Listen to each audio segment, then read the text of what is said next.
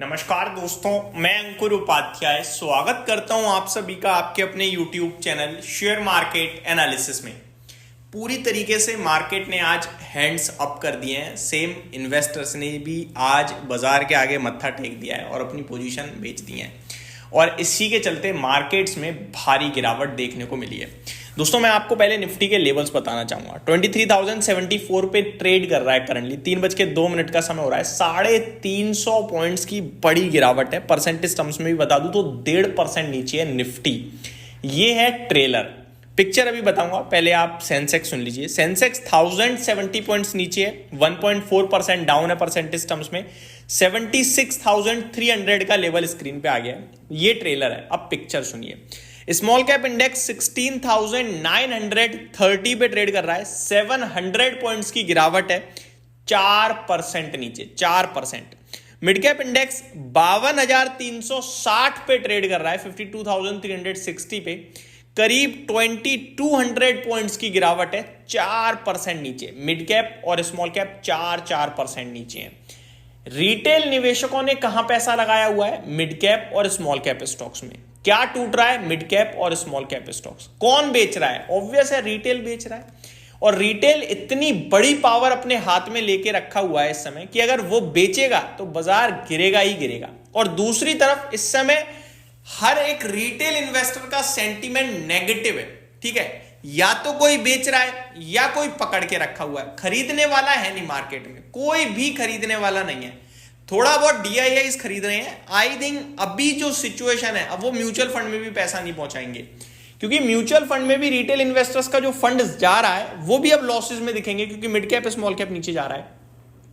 अब retail investor mutual fund से भी रिडम्पशन या फिर अब लमसम नहीं करेगा। वो उसके पीछे कारण एक ही है, लॉस जब दिखता है तो रिटेल इन्वेस्टर बाजार छोड़ के चला जाता है। और वही सिचुएशन इस समय मार्केट में हो रही है।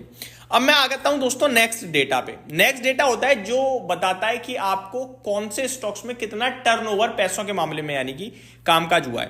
तो नॉर्मल केसेस में जब FIDIs भर भर के काम करते हैं तो किसी में 4,000 करोड़ का टर्नओवर होता है, किसी में 2,000 का, किसी में 3,000 करोड़ का।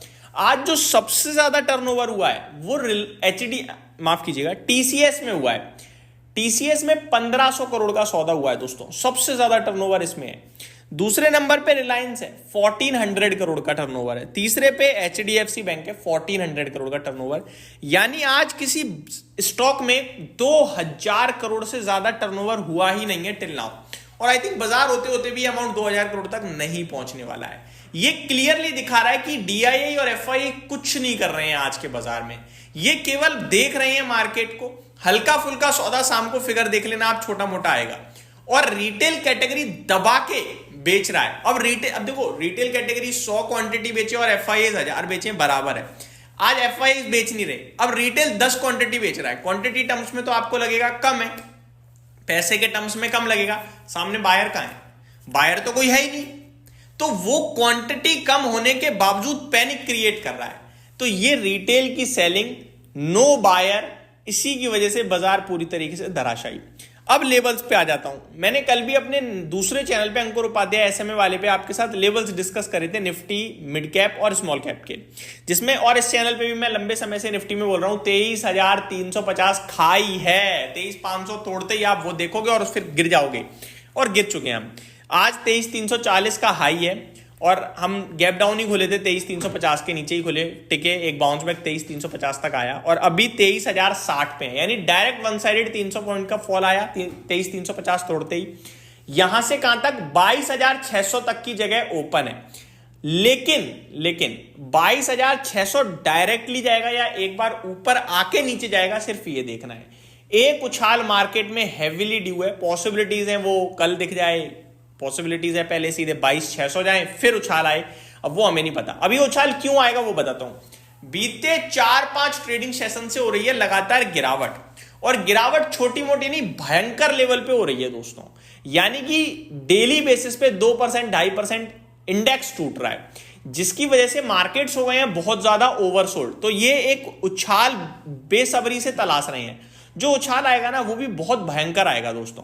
फिर वो उछाल में सेलिंग भी आएगी और उस सेलिंग के बाद मार्केट जिधर जाएगा वो होगा, मतलब डायरेक्शन मिलेगा कि भैया कहां जा रहा है, फाइनल एक तरीके से कह सकते हैं। तो एक उछाल के लिए तड़प रहा है बाजार, उससे पहले कितना गिरेगा पता नहीं, एक बार फिर टूट गया आज। तो मार्केट के गिरावट के पीछे दोस्तों रीजन है रिटेल बेच रहा है, वो छोटी क्वांटिटी में काम हो रहा है मार्केट में, लिक्विडिटी कम है, हल्की सेलिंग है और वो मार्केट में पैनिक क्रिएट कर रही है। एफआईडीआई का डेटा आज मुझे नहीं लगता बड़ा आएगा। दूसरी बात, लेवल्स टूटे हैं तो लेवल्स नीचे की तरफ जा रहे हैं टेस्ट करने अपने इंपॉर्टेंट।